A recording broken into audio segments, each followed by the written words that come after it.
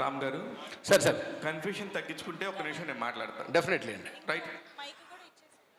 ఏది సినిమా అయినా సరే కొంచెం పోస్ట్ పోన్లు అవుతూ ఉంటాయి, కొంచెం ప్రీపోన్ అవటం వల్ల మీరు కొంచెం ఇబ్బంది పడుతున్నారు. సార్ మీ పురుషోత్తముడు గురించి, మీ పురుషోత్తముడు సినిమా గురించి మాట్లాడితే మీరు 26 నిమిషాలు కంటే కూడా ఎక్కువ మాట్లాడతారు. 26వ తారీఖు రిలీజ్ అవుతుంది. అవునండి. ఆ ప్రెజర్ అయితే బాగా కనబడుతుంది. కరెక్ట్. ఈ పురుషోత్తముల్లో మీరు ఇక్కడ పబ్లిసిటీ చేస్తుంటే బయట మీ హీరో పబ్లిసిటీ గట్టిగానే చేస్తున్నాడు. ఓకే. అందువల్లే ముందుకు వస్తున్నారా సినిమాకి, లేకపోతే ఎందువల్ల ముందుకు వస్తున్నారు? యాక్చువల్గా మా సినిమా కంప్లీట్ అయ్యి వీఆర్ ప్లాన్ ఫర్ ఆగస్ట్కి ప్లాన్ చేయాలని 2-3 నెలల క్రితమే డిసైడ్ అయ్యామండి. ఎందుకు షూటింగ్ అయిపోగానే టెంటేటివ్గా ఆగస్ట్లో రిలీజ్ అవ్వాల్సింది. సో మేము ఆగస్టు 2వ తారీఖున రిలీజ్ చేయాలి. సో మేము దానికి సన్నాహాలు చేసుకుంటూ ఉన్నాము. కానీ అదే రోజు హీరో గారి ఇంతకు ముందే కంప్లీట్ అయిన వేరే సినిమా ఒకటి అదే రోజు వాళ్ళు అనౌన్స్ చేసేసారు. సో మేము ఏదైతే థియేటర్స్ పెట్టుకున్నామో, ఏదైతే ప్రమోషన్స్ ప్లానింగ్ క్యాలెండర్ సెట్ చేసుకున్నామో అది కొంచెం డిస్టర్బ్ అయింది. So we just have to go back, వెనక్కి వెళ్ళాలి. 9వ తారీఖు కానివ్వండి, లేకపోతే 15వ తారీఖు కానీ అలా ముందు వెనక్కి వెళ్ళాలి సిచ్యువేషన్ ఉంది. 15వ తారీఖు ఒక పెద్ద హీరో సినిమా వస్తుందండి. సో మనకి ఇస్మార్ట్ శంకర్ వస్తుంది. సో మాకు వేరే దారి దొరకలేదు. సో ఏంటంటే ఒకేసారి ఒక వారం వ్యవధిలో ఒకే హీరోది వస్తే ఇద్దరికి అంత మంచిగా ఉండదు. కాబట్టి మేము ప్రొడ్యూసర్ గారు డిస్కస్ చేసుకొని it is better to come forward. కొంచెం ఇబ్బందికరమైన వాతావరణం ఉంది, కానీ మాకు ఎందుకంటే కొంచెం ఎక్కువ బడ్జెట్ పెట్టి చేసాము కాబట్టి ఎంత లేట్ అవుతూ ఉంటే ప్రొడ్యూసర్ మీద అంత భారం పడిపోతూ ఉంటుంది. సో కొంచెం ముందుకు రావడం వల్ల కొంచెం ఈ చిన్నపాటి కన్ఫ్యూజన్ అండి. బట్ సినిమా మంచిగా వచ్చిందనే ఆనందం ఎక్కువ ఉంది. సార్ అంటే కష్టం, మామూలుగా చాలా కష్టం ఉంటుందండి. ఎందుకంటే వెనక్కి వెళ్ళటం అంటే ఈజీనే, కానీ ముందుకు రావడంతో మీరు ఎదుర్కొన్న సమస్యలు ఏంటి? ఫస్ట్ థియేటర్స్ అండి. ముందు డిస్ట్రిబ్యూటర్స్ అంతా ఒక ప్లాన్ ప్రకారం ఉంటారు సార్. ఎందుకంటే పెద్ద సినిమాలు ఇప్పుడు రేపు 20వ తారీఖున ఒక హాలీవుడ్ ఫిల్మ్ ఒకటి ఉందండి, ఒకటి పాన్ ఇండియా ఫిల్మ్ ఒకటి ఉందండి. దాంట్లో ఒక చిన్న రీజనల్ ఫిల్మ్ లాగా మేము వస్తున్నప్పుడు ఏంటంటే వాళ్ళని ఎదుర్కొని ముందుకు వచ్చి నిలబడటానికి ఏంటంటే మాకు ప్రమోషన్స్ చాలా గట్టిగా ఉండాలి. దేవుడి వల్ల టీజర్స్, ట్రైలర్, సాంగ్స్కి మంచి స్పందన కలుగుతూ ఉంది. మేము దాన్ని అడ్డుపెట్టుకొని వీళ్ళందరినీ కన్విన్స్ చేసుకుంటా ఈ కొంచెం ప్రమోషన్స్ని కొంచెం మేము డిస్టర్బ్ అయినా పర్లేదు, ముందు మనకి రిలీజ్ చాలా గ్రాండ్గా జరగాలనే ఉద్దేశంలో ఈ రిలీజ్కి సంబంధించిన ఇబ్బందులు తప్ప వేరే ఇబ్బందులు మాకు పెద్దగా కలగలేదు. హాసిని గారు మేడం, అది ఏ సినిమాకైనా హీరోయిన్ అనేది ఒక క్యారెక్టర్ లాగానే ఉంటుంది మామూలుగా లెక్క చేసుకుంటే. కానీ ఈ సినిమా మీ వల్లే స్టార్ట్ అయిందని డైరెక్టర్ గారు చెప్పారు. అది ఏంటి సార్ మేడం, అది దాని బ్యాక్గ్రౌండ్ స్టోరీ? యాక్చువల్లీ నాకు స్టోరీ అండ్ రామ్ సార్ కూడా ముందు నుండి తెలుసు, అండ్ స్టోరీ కూడా ముందే వినిపించారు. సో తర్వాత మేమిద్దరం అనుకున్నాం ఈ మూవీ అంటే ఎలా కూడా చెయ్యాలి. అలా సార్కి నేను చెప్పాను, సార్ మనం చేద్దాం, నేను సపోర్ట్ చేస్తాను. సో నాకు అంటే శ్రీదేవి ప్రొడక్షన్, శ్రీదేవి అని నాకు తెలుసు. సో సార్ ఒకసారి మీరు పరిచయం చేపిస్తాను, మీరు మాట్లాడండి, ఆయన ముందు తీసుకువెళ్ళండి. హోప్లీ మీ డ్రీమ్ ప్రాజెక్ట్, నాది కూడా డ్రీమ్ ప్రాజెక్ట్ అవుతుందని మేము సపోర్ట్ చేసుకొని అలా వచ్చాం. ప్రస్తుతానికి బయట అంతా వినపడుతుంది రాజ్ తరుణ్, లావణ్య అది ఇష్యూస్. దీనికి సంబంధించి మీకు ఎంతవరకు తెలుసు? రాజ్ తరుణ్ ఎలాంటి వాడు అనుకుంటున్నారు మీరు? అంటే నేను యాక్ట్ చేశానని సెట్లో చాలా ప్రాపర్గా ఉండేవారు, అండ్ నాకు కొన్ని ప్రాబ్లమ్స్ అయినా నేర్పించేవారు. బికాజ్ నేను కొత్త, నేనేం ఎక్కువ మాట్లాడలేదు. సో సెట్ వరకు అండ్ షార్ట్స్ అయిన తర్వాత తన వ్యానిటీలో తను వెళ్ళిపోయేవారు, నేను నా వ్యానిటీలో. అండ్ పెద్ద హీరో అని నేను ఎక్కువ ఏం మాట్లాడేదాన్ని కాదు. వన్స్ కెమెరా ముందు వచ్చిన తర్వాత కొన్ని నాకు ప్రాబ్లమ్స్ ఉంటే డైలాగ్స్ బట్టి నేను అడిగేదాన్ని. That's it. ప్రొడ్యూసర్ గారు, ఒక ఏదైనా కూడా ఎంత కళాత్మకమైందా కూడా అది మార్కెట్ని బట్టే ఉంటుంది ఒక సినిమా అనేది వాల్యూస్. మీ పాయింట్లో రాజ్ తరుణ్ గారి మార్కెట్ ఎంత అనుకుంటున్నారు? దీనికి ఎంత పెద్ద బడ్జెట్ ఇందాక నుంచి డైరెక్టర్ గారు చెప్తా ఉన్నారు, ఎంత ఎక్సెస్ బడ్జెట్ అయింది అనుకుంటున్నారు? ఏ ప్రొడ్యూసర్ని అడిగినా వాళ్ళు ఏదైతే బడ్జెట్ ఇక్కడ ఇది ఈవెంట్ కూడా చాలా గ్రాండ్గా చేస్తున్నారు, సినిమా గ్రాండ్గా వచ్చిందని చూస్తే స్టార్ కాస్ట్ కూడా ఎక్కువ మంది ఉన్నారు. హీరో అంటే పర్సనల్ ప్రాబ్లం వల్ల ప్రమోషన్కి రావట్లేదు, మిగతా స్టార్ కాస్ట్ కూడా ఎక్కువ కనిపించట్లేదు. ఎందుకండి ప్రమోషన్లో? ఇప్పుడు మీరు స్టార్టింగ్ మీరు లేట్గా వచ్చినట్టున్నారు. ఫస్ట్ మా ప్రోగ్రామ్ స్టార్ట్ అయిందే బ్రహ్మానందం గారితో.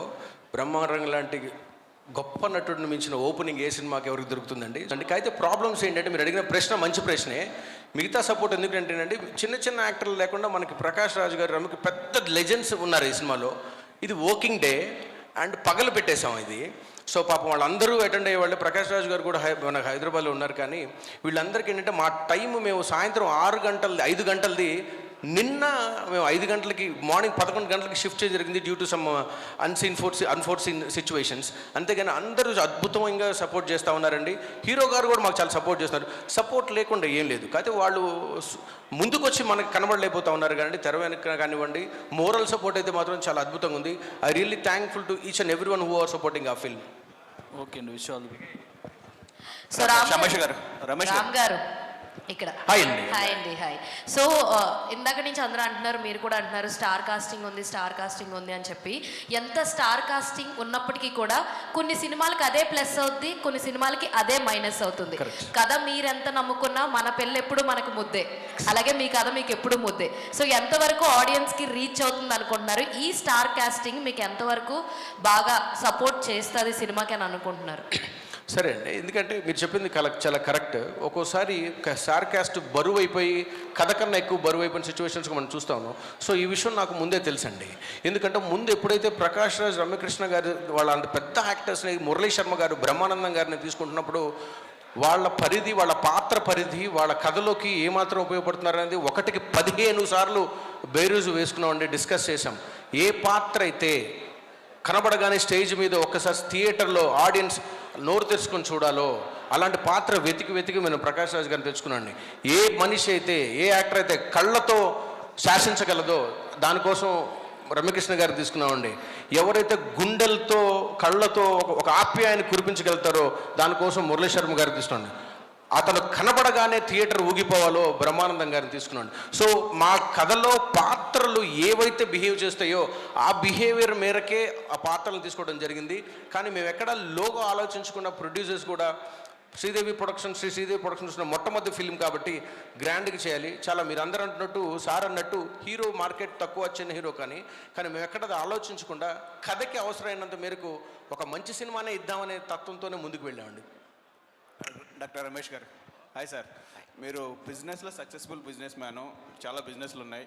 కానీ ఈ సినిమాకి వచ్చేటప్పటికి కొంచెం రిస్కీ బిజినెస్. సో మీరు ఏ క్యాలిక్యులేషన్స్లో సినిమాలోకి ఎంటర్ అయ్యారు? ఈ కథలో మీకు నచ్చిన పాయింట్ ఏంటి? కథ అనేది ఒక ఛాలెంజింగ్ అండి. అంటే మీరు మూవీ చూస్తే మీకు బాగుంటుంది. కాకపోతే బిజినెస్ అనేది ఏ బిజినెస్లో అయినా రిస్క్ ఉంటుందండి. ఏ బిజినెస్ అయినా తీసుకోండి, అందులో రిస్క్ ఎలాగా ఉంటుంది. అయితే ఇది మనం క్యాల్కులేటివ్లీ దీన్ని మనం తయారు చేసామండి. అంటే నా లెక్క ప్రకారం చాలా లో రిస్క్ దీనిలో, కానీ దీనికి సక్సెస్ అయ్యే ఛాన్సెస్ చాలా ఎక్కువ అండి. అందుకని మేము దీన్ని ఎదర ప్రొసీడ్ అయ్యామండి. Okay sir. డైరెక్టర్ గారు, సార్ విజువల్ చూస్తుంటే మాకు మహేష్ బాబు శ్రీమంతుడు, మహర్షి అవి కనపడుతున్నాయి. కరెక్ట్. ఫార్మర్స్ అవిని. సో ప్లస్ కాస్టింగ్ కూడా, అంటే క్యారెక్టర్ ఆర్టిస్ట్ కూడా పెద్ద వాళ్ళు ఉన్నారు. స్పాన్ ఎక్కువ ఉన్న సినిమా అనిపిస్తుంది. ఇంత స్పాన్ పెద్దదైన సినిమాకి రాజ్ తరుణ్ ఎంతవరకు న్యాయం చేశాడు? రాజ్ తరుణ్ తీసుకోవడానికి ముఖ్య కారణం ఏంటి? సో ఇది the question is the way around అండి. రాజ్ తరుణ్ గారు తీసుకొని కథను తయారు చేస్తూ మార్గంలో వీళ్ళందరినీ తీసుకోవడం జరిగిందండి. వీళ్ళందరి మధ్యలోకి రాజ్ తరుణ్ గారు రాలేదు. సో మేమేంటంటే అండి, ఈ కథ చాలా పెద్దది, 100% కథ పెద్దది. సో రాజ్ తరుణ్ గారిని ఇప్పటిదాకా మనం ఒక లవర్ బాయ్ లాగా, ఒక bubbly character, the boy next door character చూసాము. మంచి నటుడు అని అందరికీ తెలిసిందే. తెలుగు ప్రేక్షకులకు బాగా సుపరిచితమైన నటుడు, one of the good actors. అలాంటి వ్యక్తిని ఒక స్టెప్ పైకి ఎందుకు తీసుకొని వెళ్ళకూడదు అనేది నేను బాగా నమ్మానండి. ఒక కథ అంటే ఇదేదో హాలీవుడ్ ఎక్కడో స్పేస్ నుంచి తీసుకొచ్చిన కథ కాదు, చాలా సాధారణ మట్టిలోంచి కథ. అరే మనకు ఎక్కడో చూసినట్టుగానే ఉంటుంది అనిపిస్తుంది. కానీ దాన్ని రాజ్ తరుణ్ లాంటి వ్యక్తి పోర్ట్రే చేస్తుంటే ఎలా ఉంటుంది అనేది ఒక కొత్త ఫీలింగ్ కలుగుతుంది. మీరు చూస్తున్నప్పుడు కొంతమంది నాతో అన్నారండి, శ్రీమంతుడు, మహర్షి పోలిక కనబడతా ఉన్నాయండి. మీరు థియేటర్లోకి వచ్చిన తర్వాత సినిమా చూస్తున్నప్పుడు it's going to be completely different. ఇంతకుముందు ఇండియన్ స్క్రీన్ మీద చూడండి, ఒక కొత్త బ్యాక్ డ్రాప్ని కథకి ఇష్యూగా తీసుకోవడం జరిగింది. ప్లాట్ పాయింట్ ఏదైతే ముందు కారణం ఉంటుందో అది కూడా బేస్డ్ ఆన్ ట్రూ ఈవెంట్స్ అని రాసాం. నిజ జీవితంలో జరిగిన ఒక కుర్రాడి జీవితంలో జరిగిన ఒక సంఘటనను ఆశ్చర్యం చేసి దాన్ని కథ రాయడానికి ముందుకు తీసుకెళ్ళింది. సో మీరు ఆల్ ది వే ఒక కొత్త కథని, ఒక కొత్త బ్యాక్ డ్రాప్ని చూడబోతా ఉన్నారు అనేది మాత్రం నేను గట్టిగా చెప్పగలుగుతానండి. సో మీరు ఇంతకుముందు అనౌన్స్ చేసినట్టు పాన్ ఇండియా 5 లాంగ్వేజ్ల్లో ప్రీఫోన్ అయింది కదా, ఇప్పుడు 5 లాంగ్వేజ్లో రిలీజ్ చేస్తున్నారా, లేకపోతే తెలుగు తర్వాత చూద్దాం? ప్రీపోన్ అవటం వల్ల మాకు 5 లాంగ్వేజ్లు రెడీగా ఉన్నాయండి. We plan for 5 languages release. Prepone అవడం వల్ల తెలుగు అయితే కంప్లీట్గా రెడీ అయిపోయింది. సో ఈ తెలుగు ముందు కాన్సన్ట్రేట్ చేసి దీన్ని మంచి సూపర్ సక్సెస్ చేసుకున్న తర్వాత వెంటనే మిగతా లాంగ్వేజెస్ అన్ని లాక్ చేస్తామండి. అన్ని రెడీగానే ఉన్నాయి. We just have to release world. ఇప్పుడు Telugu cinema worldwide release అవుతుందండి. మిగతా లాంగ్వేజెస్ కూడా పాన్ ఇండియా లాగా రిలీజ్ అవుతాయి. వితిన్ వారం 10 రోజుల వ్యవధిలో ఆ ప్లాన్ చేస్తున్నామండి. All the best. Thank you sir. Ram garu here sir. రాజధాని గారు ఎందుకు రాలేదు కార్యక్రమానికి? రాజ్ తరుణ్ గారు బయట ఏదో ఒక ఇష్యూ నడుస్తున్నాను, పర్సనల్ ప్రాబ్లం వల్ల ఆయన రాలేదండి. ఆయన కొంచెం ఆయన పర్సనల్ ప్రాబ్లమ్స్ ఇబ్బందుల్లో ఉన్నారు. సో దానివల్ల మేము అర్థం చేసుకున్నాం, ఆయన అందుబాటులో లేరు కాబట్టి మా ముందు సినిమా అనేది అందరి సినిమా. చేశారా మీరు ఈ ప్రోగ్రామ్ ఉందని? ఏమనండి? ఈ ప్రోగ్రామ్ ఉందని ఇంటిమేట్ చేశారా? ఇంటిమేట్ చేసాం. ఆయన he suppose to send me ఒక వీడియో బయట కూడా పంపించాల్సింది ఉంది. సో దీనికి మేబీ ఆ మధ్యలో ఫోన్ ఒకటి మాకు అందుబాటులో రాకపోవడం వల్ల బయట రాలేదు, లేకపోతే ఆయన మాకు బయట ఒకటి పంపించారు. ఆయన పురుషోత్తముడనే భావిస్తున్నారా మీరు? ఆయన చేసిన పాత్ర 110% పురుషోత్తముడే అండి. పాత్ర పురుషోత్తముడు. ఆయన పర్సనల్ ప్రాబ్లమ్స్కి మన పర్సనల్ ప్రాబ్లమ్కి సినిమాకి లింక్ పెట్టలేము. రామ్ గారు హియర్. యాక్చువల్లీ తెలుగు ఫిలిమ్స్లో ఫస్ట్ టైం ఒక ప్రీ రిలీజ్ ఈవెంట్కి హీరో లేకుండా చేస్తున్నారు. సో దాని మీద మీ ఒపీనియన్ ఏంటి? అండి ఆయన ఉంటే ఇంకా చాలా బాగుండేది. ఇప్పుడు మనం దాని గురించి అందరికి ప్రపంచం అంతా తెలిసిన విషయం ఆయన ఎందుకు రాలేకపోతున్నారు. మన కుటుంబంలో ఒక వ్యక్తి ఒంట్లో బాగోపోతేనో సరిగ్గా పని చేయలేకపోతున్నా కుటుంబంలో మిగతా వ్యక్తులు సభ్యులు ఆ పని చేస్తారు. ఇంట్లో అమ్మ అన్నం వండట్లేదని మనం పస్తులు పడుకోం, నాన్న వండుతాడు, అక్క వండుతుంది. అలాగే ఈ రోజున హీరో గారు అందుబాటులో లేనప్పుడు హీరోయిన్ ఉన్నారు, మనకి ప్రొడ్యూసర్ ఉన్నారు, నేనున్నాను, యాక్టర్స్ వచ్చారు, చాలా అద్భుతంగా సపోర్ట్ చేస్తూ ఉన్నారు.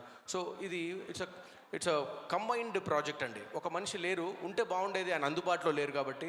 కానీ మేము ఆయన లేకపోయినా కూడా మాకున్న స్ఫూర్తితో ముందుకు వెళ్తా ఉన్నాం. రమేష్ గారు, సో హీరో వల్ల మూవీ బిజినెస్ ఏమైనా మీకు లాస్ అయిందా, లేదంటే బాగానే జరుగుతుందని నమ్మకం ఉందా?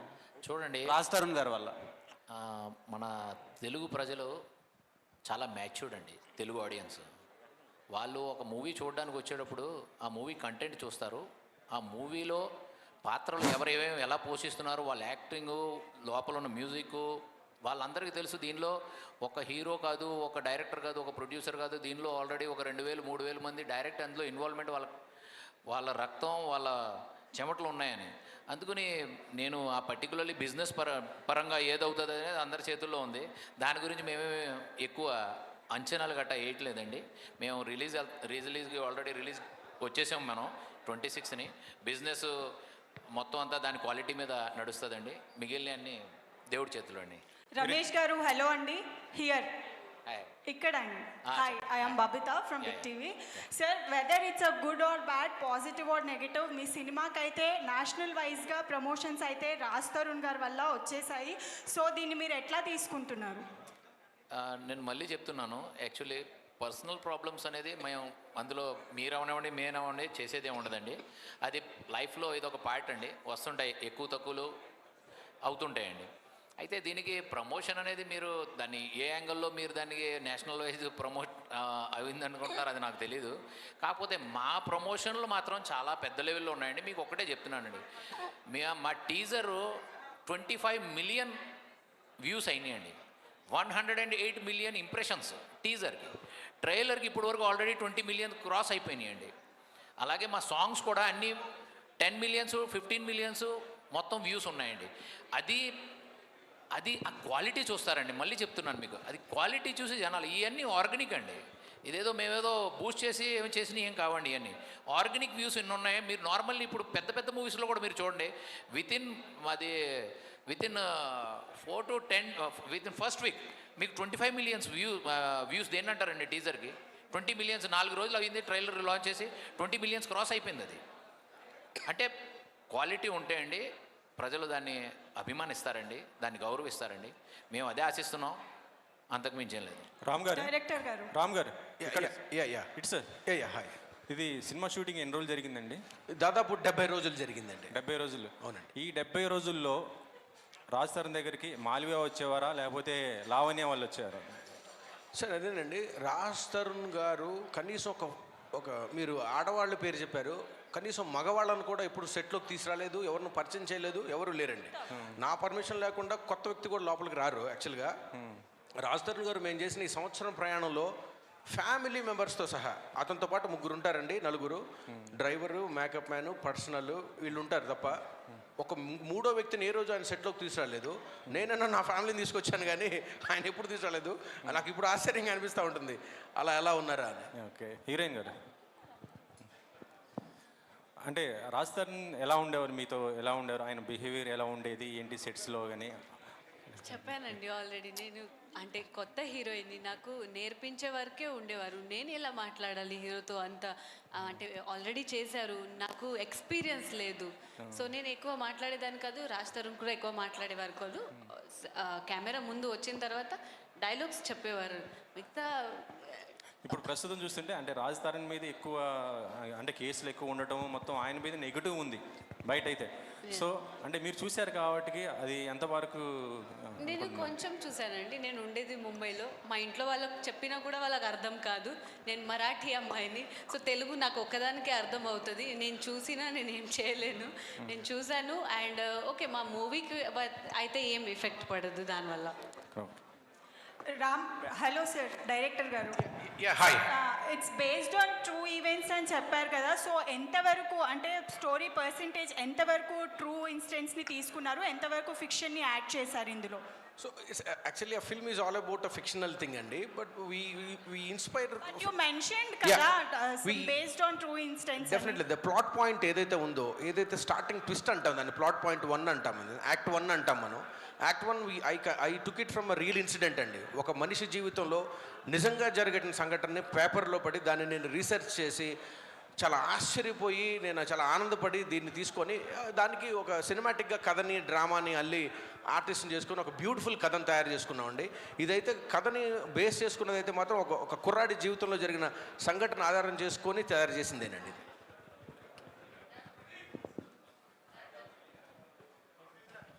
Sir thank you so much అండి. Thank you so much. Thanks lot. Thanks అండి. Thank you. ఇక్కడ దాకా వచ్చినందుకు రాజశేఖర్ గారు ఒక్కసారి